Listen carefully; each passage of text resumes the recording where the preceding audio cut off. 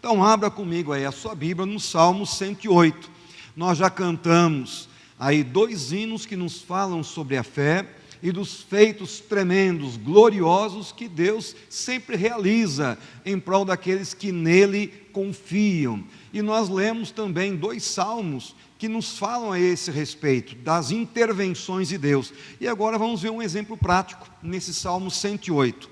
Eu vou ler os 4 primeiros versículos desse Salmo 108. Firme está o meu coração, ó Deus, cantarei e entoarei louvores de toda a minha alma. Despertai saltério e harpa, quero acordar a alva, render-te-ei graças entre os povos, ó Senhor.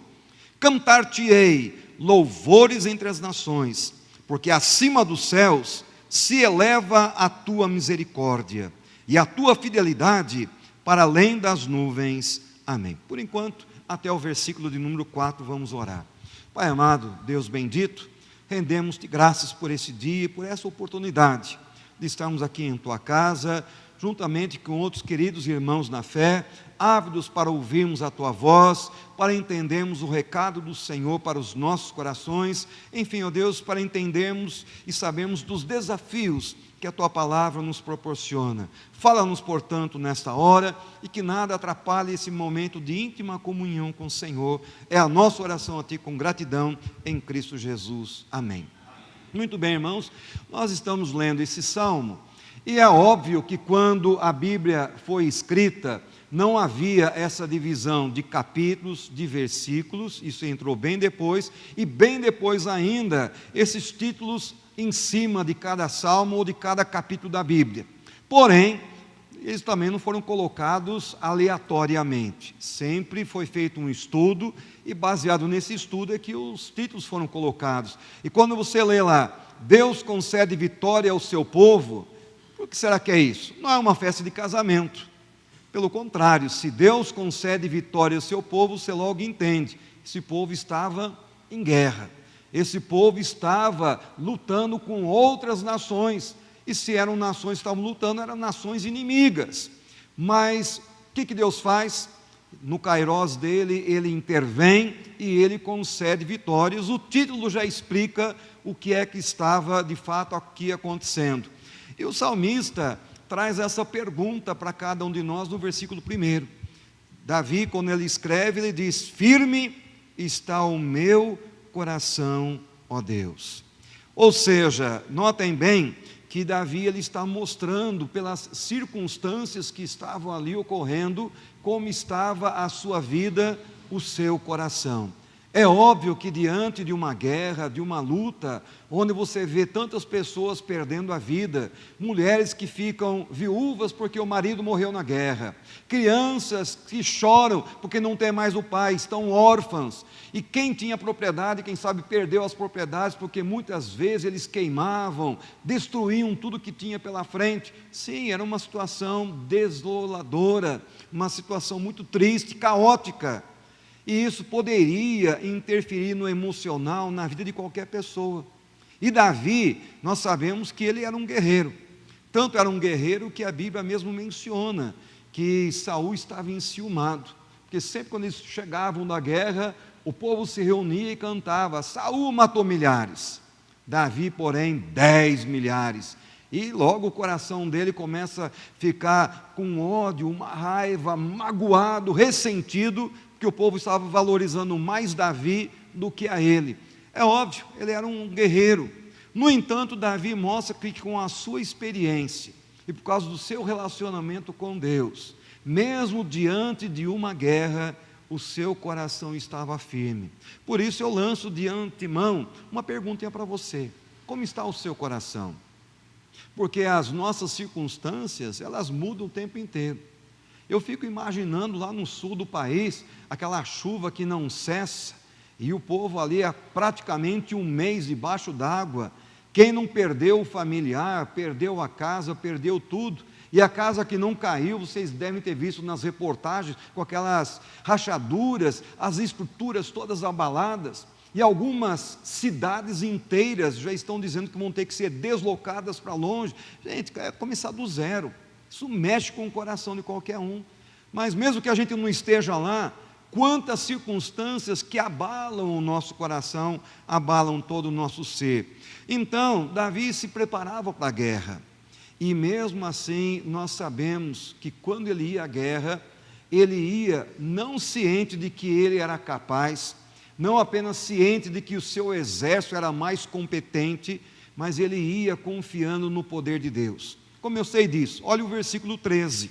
Versículo 13 ele diz: em Deus faremos proezas. Por quê?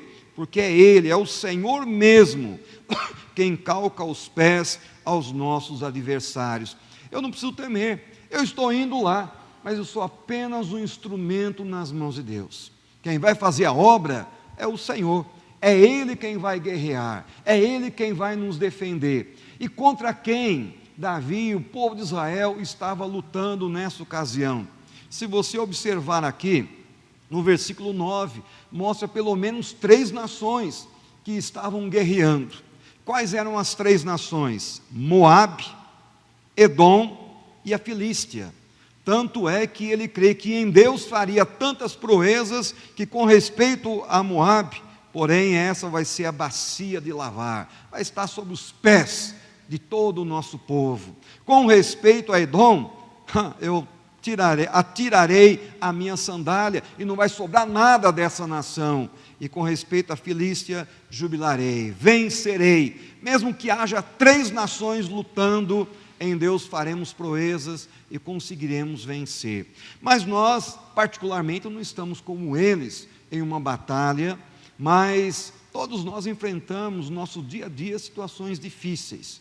E como é que você pode ter um coração firme diante do Senhor, mesmo diante de reveses, de adversidades que muitas vezes a vida nos impõe? Como é que você pode realmente acordar de manhã e, como diz o versículo 1, cantarei e entoarei louvores ao Senhor de toda a minha alma, com toda a força do meu coração? Pensando nisso, eu gostaria de falar rapidamente sobre 3 coisinhas, um segredo que Davi compartilha com cada um de nós aqui nessa noite. Qual então seria o segredo de Davi, mesmo diante dos reveses, das guerras, das lutas, ter um coração firmado e sempre alegre, saltitante diante de Deus? 3 coisas. Primeira, versículo 2: despertai saltério e harpa, quero acordar a alva.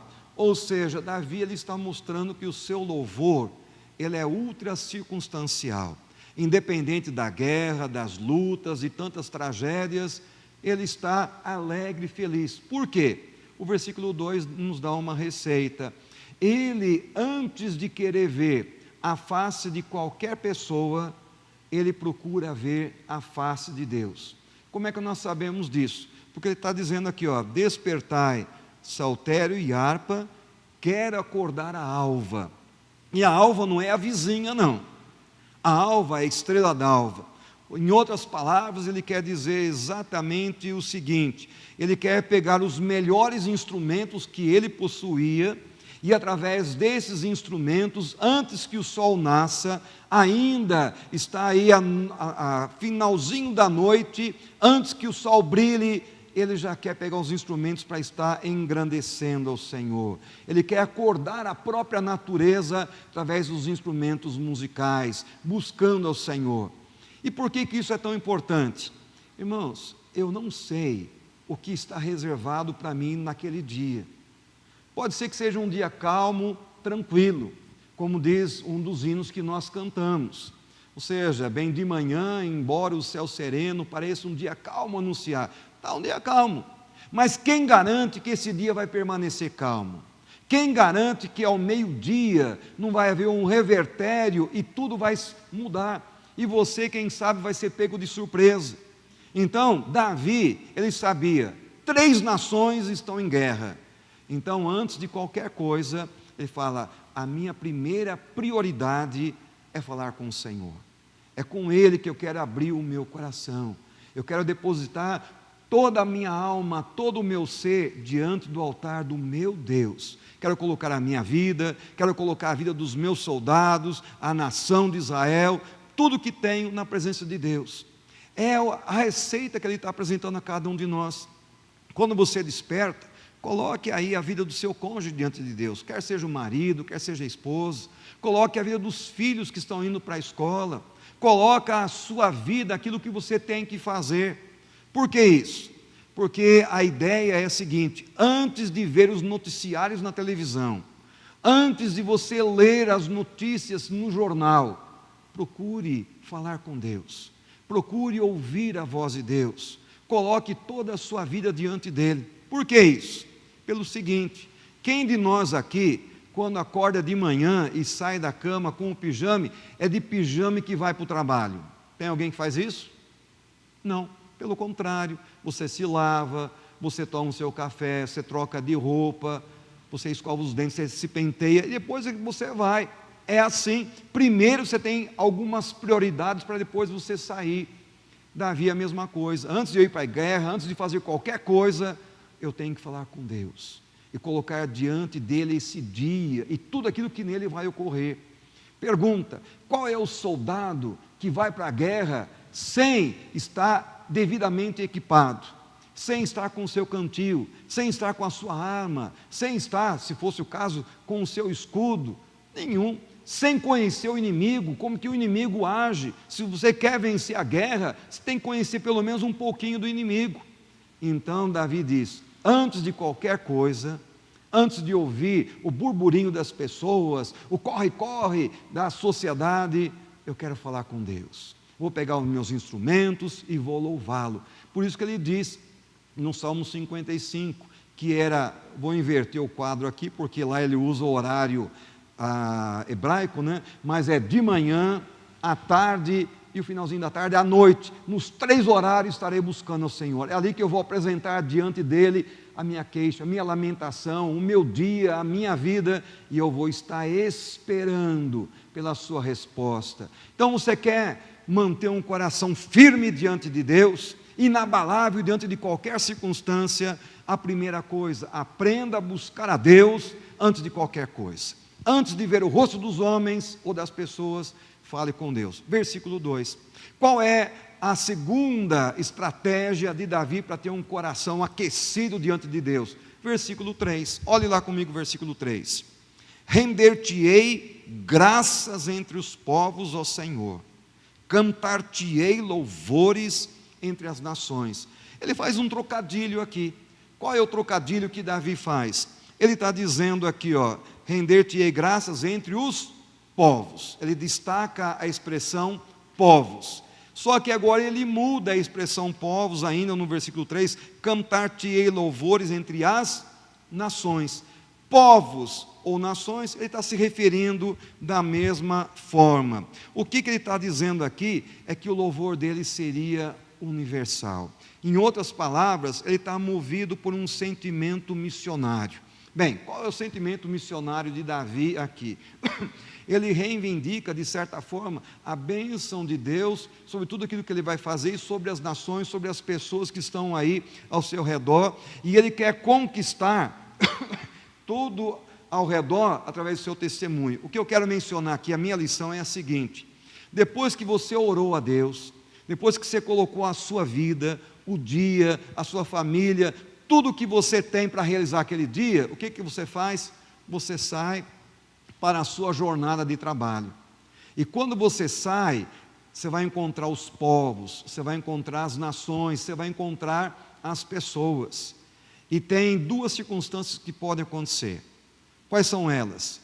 Às vezes você acordou muito alegre, feliz, você já louvou a Deus, você já engrandeceu o nome do Senhor, como ele diz no versículo 2. E você está tão alegre, chega ali e diz: e aí, reverendo Magno, tudo bem? Não é o caso dele, mas eu vou usá-lo como exemplo. Que é nada, pastor Boninho, a vida está mal, estou sentindo um peso nos meus ombros, é a esposa que ficou doente, é a filha que perdeu o emprego, e a vida está mal. Estou brincando, mas eu só estou mostrando as circunstâncias. A primeira é o seguinte: você saiu alegre, mas quando você começa a ouvir aquilo que os povos, as pessoas têm a lhe dizer, muitas vezes isso exerce uma influência tão forte, tão grande, que a sua alegria vai embora. e você passa a se sentir deprimido. Você passa a sentir-se um zero à esquerda, incapaz de fazer qualquer coisa. Uma situação é você deixar-se ser influenciado pelas pessoas. Qual é a segunda?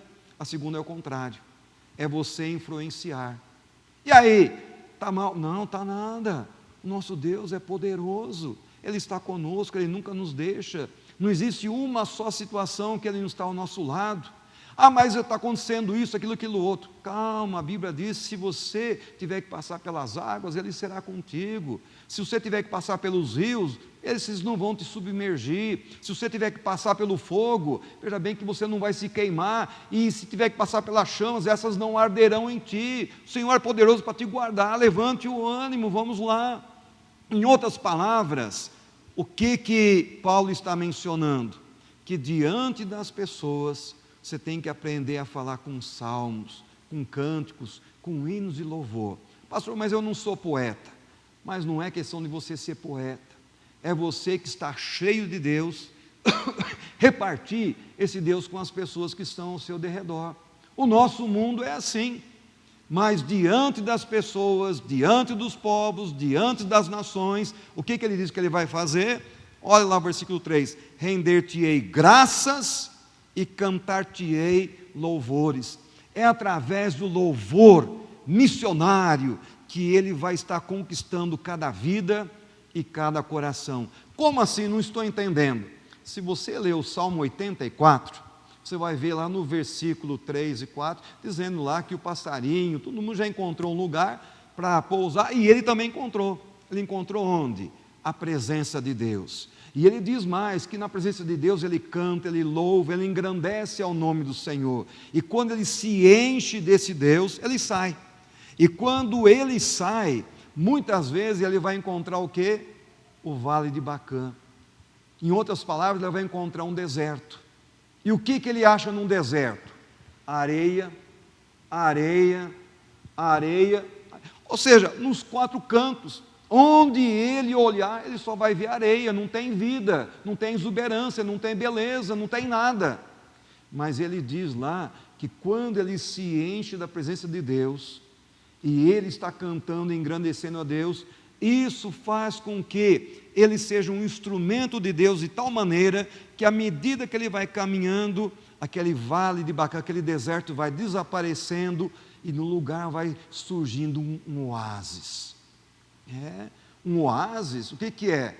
É aquele lugar lá no deserto, onde surgem palmeiras, surgem plantas, surge a água, surge a vida. Então o cristão é assim. Muitas vezes você vai encontrar um revés, mas para você vencer e transformar aquele revés, primeiro você tem que se revestir da presença de Deus. É buscá-lo antes de qualquer coisa, você se encha de Deus. Agora você sai. Enquanto você está aí, você vai impactando. A pandemia passou, mas veja bem que na pandemia, as pessoas por terem que usar máscara, você não viu o rosto das pessoas, você não viu o sorriso das pessoas, as pessoas tinham medo umas das outras. É lógico, o medo passou, mas elas aprenderam a ficar muito isoladas. E hoje em dia é a mesma coisa, infelizmente. O celular tem tomado conta de tal maneira que às vezes as pessoas estão todas juntas no mesmo lugar, mas cada qual no seu mundinho. Ninguém é autista, mas até parece que são, porque numa casa tem 10 pessoas e cada qual num canto, no seu autismo lá sozinho, conversando com pessoas longe, distante pelas redes sociais, mas incapaz de interagir com quem está aí. E quando você sai na conversa com alguém, a pessoa fala, dia, tarde. Ou seja, a pessoa nem parece que desejou um bom dia. Falou um dia tão amargo, que parece que ela está mais desejando que aquele dia seja amaldiçoado do que abençoado. Comeu, inclusive, a parte boa tarde. É tarde. Ou seja, o mundo está assim, está hostil. Mas você não precisa deixar-se ser influenciado por esse mundo. Você pode ser diferente. E você vai contagiar o mundo com a sua alegria, com a sua presença, com os seus salmos, com os seus cânticos, com toda a sua exuberância. É isso que Davi está dizendo. Estamos em guerra, mas eu posso mudar o mundo. É isso que nós temos que fazer. Em terceiro e último lugar, olhe comigo o versículo 4. porque acima dos céus se eleva a tua misericórdia e a tua fidelidade para além das nuvens. O que eu entendo aqui é o seguinte: se Davi, de manhã, antes de qualquer coisa, queria buscar a Deus, agora ele sai, e aí ele está contagiando, no bom sentido, todas as pessoas ao seu derredor, com os seus cânticos, com o seu louvor, com a sua expressão de gratidão a Deus por aquilo que ele tem feito e com certeza ainda realizará. O que nos dá a ideia no versículo 4? Bem, terminou o dia, ele está voltando para casa, e ao voltar para casa ele vai estar avaliando como foi aquele dia. E ao avaliar aquele dia, veja bem que o meu pai, quando eu era criança, pequeno, meu pai tinha loja, e quando chegava finalzinho do ano, novembro, o Magno que tem loja sabe disso, você tem que fazer o balanço. E na época lá era armarinhos, etc., você tinha que contar botão, contar retrós, etc. Ixi, a gente ficava lá semanas contando tudo para contabilizar. É a mesma coisa que Davi está fazendo aqui. Terminou o dia, ele está voltando. E quando ele olha para trás, ele diz: olha quantas vitórias alcançadas, quantas bênçãos recebidas. Mas por quê? E ele está dizendo aqui, porque acima dos céus se eleva a tua misericórdia. Ou seja, miseroscardia é uma empatia, é um coração que sofre ou que se alegra comigo.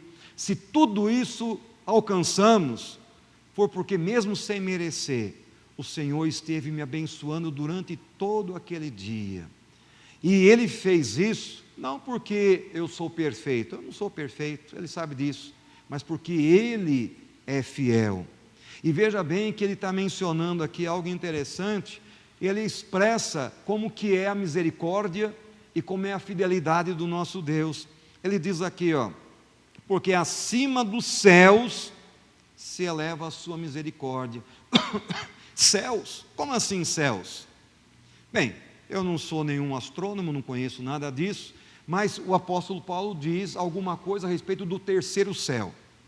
Então pense comigo um pouquinho no terceiro céu. O primeiro céu, qual seria? É esse que nós estamos aqui, onde você respira, é onde os aviões sobrevoam, onde tem ainda a atmosfera. Vai até onde? 10, 15, 20 quilômetros, eu não sei. Tem uma certa altura aí e pronto. Esse é o primeiro céu. Qual é o segundo céu? O segundo céu é aquilo que os cientistas e os estudiosos conseguem imaginar um pouquinho, que é onde tem o nosso universo, onde tem as galáxias, tudo isso que Deus criou. Isso daí é fantástico, porque nós estamos num sistema solar, mas isso daí é uma pontinha de um gutim diante do universo de Deus. A Terra, só para os irmãos imaginarem, alguém está vendo esse parafusinho aqui? Aqui é o nosso sistema solar. É o Sol com os nossos 9 planetas. É esse tamanho aqui, desse tamanho aqui. Isso daqui, é o universo criado por Deus. É o segundo céu. E o terceiro acima. Mas eu só quis brincar dessa forma, porque dentro dessa nave aqui, veja bem que daquela parede até ali, é onde os cientistas conseguem medir. Tem apenas 96 bilhões de anos-luz. 96 bilhões. Isso significa que para você atravessar de um lado para o outro, são apenas 96 bilhões de anos que você precisa. Pastor, eu não entendi nada. Bem, você não entendeu? Antes de eu chegar no terceiro céu, veja bem o seguinte: a nossa estrela mais próxima é o Sol. Se ele começa a brilhar, sabe quanto tempo precisa para ele chegar aqui na Terra? 8 minutos e 30 segundos. E a hora que ele parou de brilhar, ainda continua por mais 8 minutos e 30 segundos brilhando, até que ele desapareça lá no Oriente, lá longe. Sabe qual é a nossa estrela mais próxima? Isso só porque o Sol está apenas a 144.600 quilômetros da Terra de distância. Apenas isso. A nossa estrela mais próxima é a Alfa Centauri. Ela fica num outro sistema, e é um sistema tríplice. E ela aí está apenas a 278 bilhões, 261 milhões de anos-luz da Terra. Isso significa que essa estrela que é a mais próxima, se ela parar de brilhar, se ela desaparecer, sabe o que vai acontecer com a sua luz? Ela vai continuar brilhando aqui no nosso sistema apenas por 4 anos e meio. É a nossa estrela mais próxima. Ou seja, isso daí, o que ele está dizendo é que a misericórdia de Deus é muito maior do que todo esse céu que existe, porque está dizendo que a misericórdia de Deus está onde? Acima de tudo isso que nós estamos contabilizando aqui. É algo fantástico. E não apenas isso, ele está dizendo que a fidelidade de Deus é do mesmo tamanho.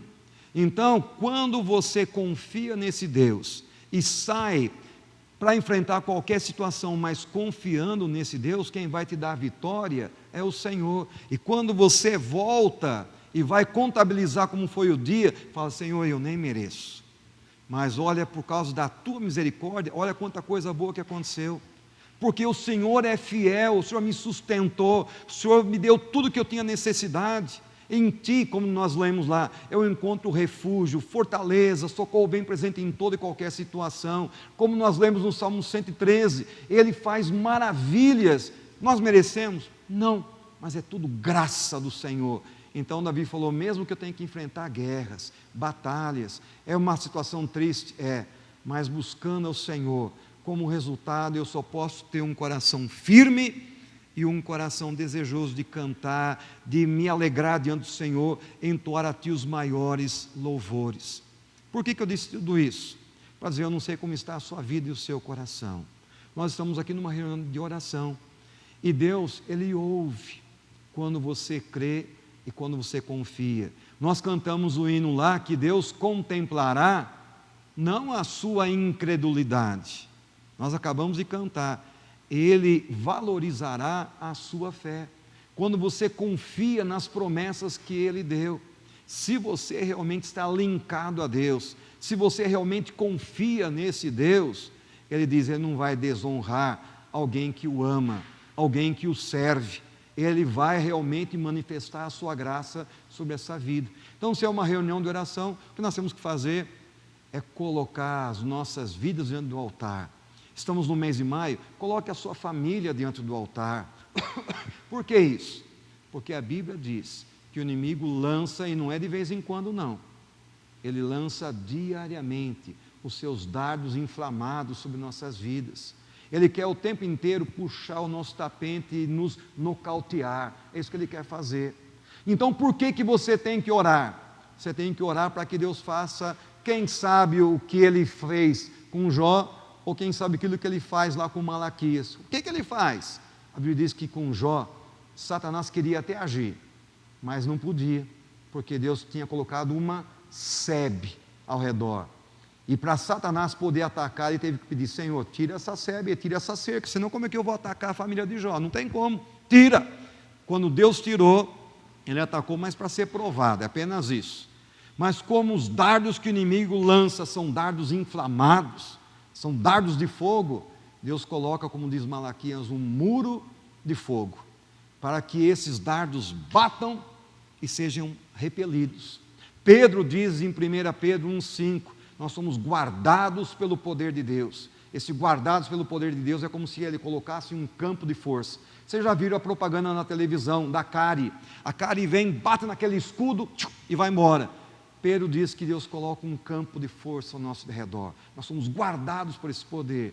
Se você realmente buscar a Deus, sua vida, sua família vão ser preservados. E Davi vai poder dizer, como ele dizia lá: o meu coração está firme, e por isso eu canto, eu louvo e engrandeço o Senhor. Se você fizer isso, você vai poder dizer: o meu coração também está firme, minha família está guardada, está protegida, o meu lar vai ser inabalável, porque o meu Deus vai estar aqui comigo.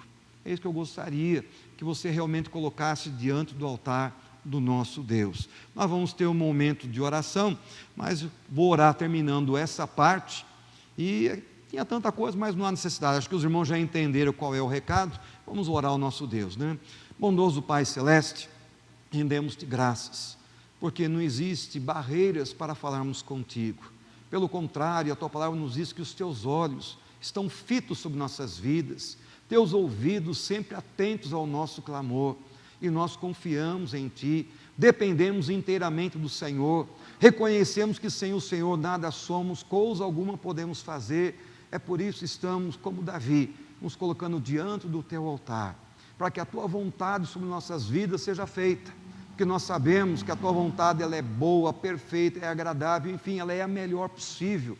Por isso, ó Deus, não apenas nos colocamos diante de ti, mas colocamos todos os nossos familiares, nossos entes queridos, para que a tua vontade, que já está escrita e determinada, cada um dos nossos dias, mesmo aqueles que ainda nem aconteceram, que eles estejam todos eles passados na tua augusta presença.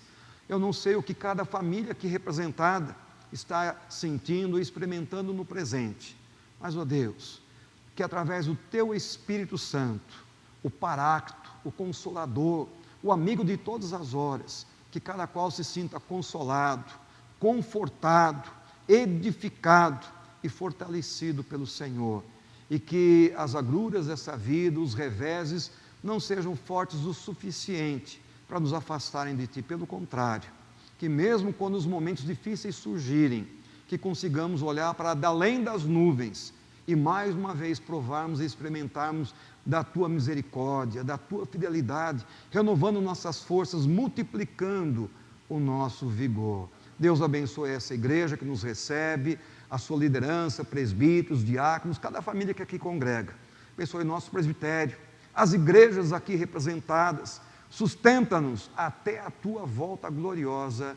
É a nossa oração a ti com gratidão, em nome precioso de Cristo Jesus. Amém.